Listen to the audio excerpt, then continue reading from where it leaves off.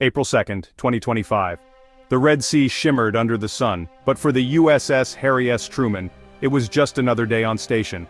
The Truman, a floating city and symbol of American power, patrolled vital shipping lanes, its crew of thousands locked into routine.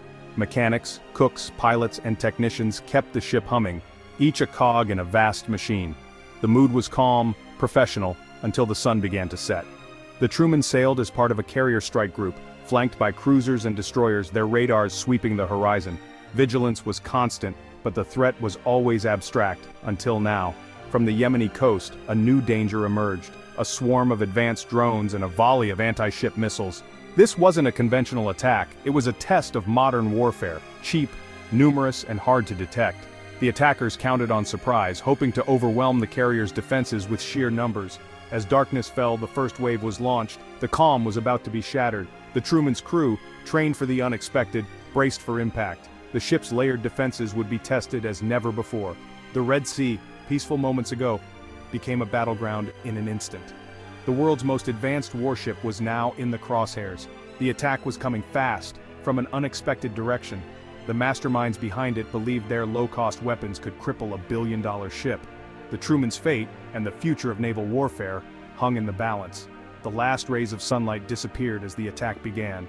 The crew's training and technology would decide what happened next. The battle for survival had begun. Trouble didn't announce itself with explosions. It started as blips on radar screens. In the Combat Information Center, the mood shifted instantly from routine to high alert. Young sailors watched as dozens of fast-moving contacts appeared, racing from the Yemeni coast.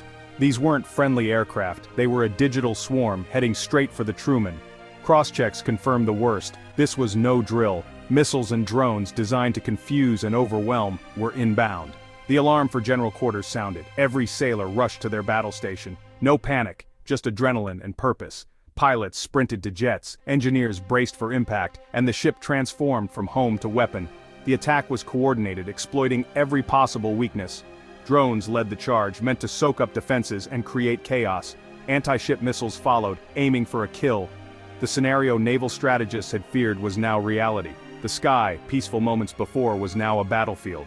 The crew's training would be tested like never before. The Truman's layered defenses were all that stood between survival and disaster. The first moments of the attack would decide everything. The ship's fate depended on teamwork and technology. The crew was ready. The battle had truly begun. In crisis, you don't rise to the occasion, you fall to your training. For the Truman's crew, years of drills took over.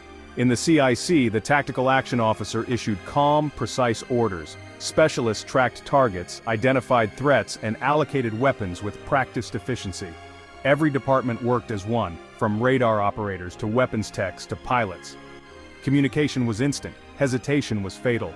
The captain coordinated not just the Truman, but the entire strike group. Destroyers and cruisers formed a protective wall, sharing data and engaging threats. This was a networked defense, not a solo fight.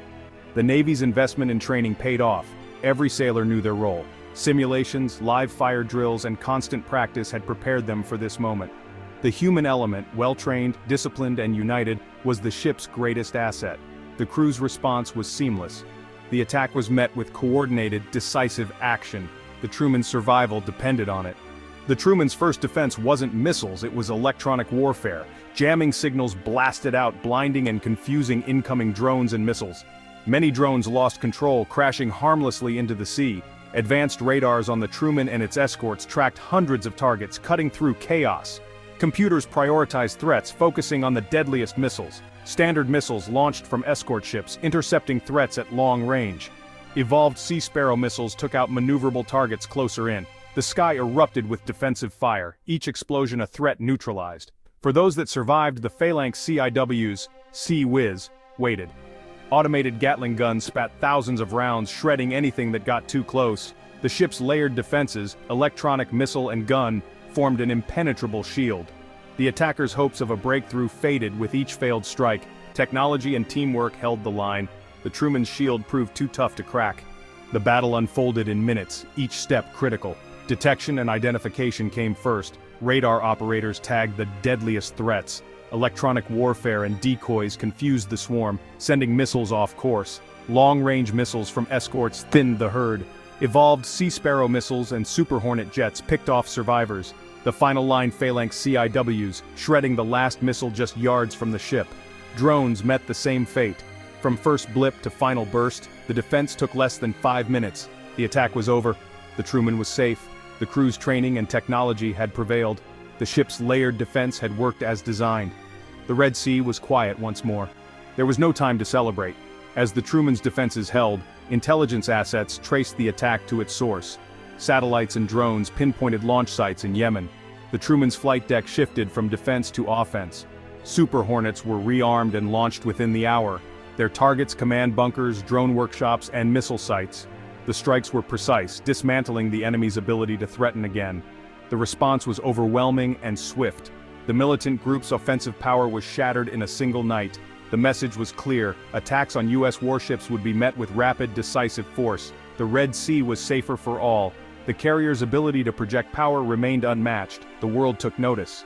The Truman's battle sent shockwaves through navies worldwide. The age of the drone swarm had arrived, cheap, numerous, and dangerous. Navies could no longer prepare only for traditional threats. Yet the carrier proved far from obsolete. Integrated into a strike group, with layered defenses and a trained crew, it was resilient and deadly. The key was not just technology, but teamwork and integration. The human element, quick thinking, skill and leadership, won the day. Training allowed the crew to adapt and prevail under pressure. The night's lessons would shape naval strategy for years. New anti-drone tech and constant training would follow. The carrier strike group's value was reaffirmed. Sea power's fundamentals, vigilance, technology, and training, remained vital. The Truman didn't just survive, it lit the way for a new era of naval defense.